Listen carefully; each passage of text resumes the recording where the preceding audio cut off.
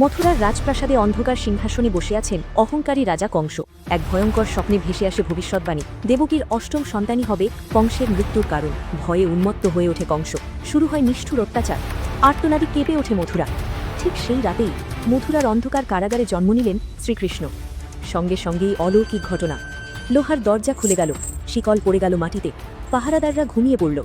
ঝড় বৃষ্টির রাতে বাসুদেব শিশু কৃষ্ণকে মাথায় তুলে নিঃশব্দে বেরিয়ে পড়লেন। সামনে উত্তাল যমুনা। হঠাৎই যমুনার জল ফুঁড়ে আবির্ভূত হলেন শেষনাগ। তিনি ফনা মেলে কৃষ্ণের মাথার ওপর ছাতার মতো দাঁড়ালেন। বৃষ্টি পড়ল, কিন্তু শিশুকৃষ্ণ রইলেন অক্ষত। যমুনা দুই ভাগ হয়ে গেল। শেষনাগের আশ্রয়ে বাসুদেব নিরাপদে নদী পার হলেন।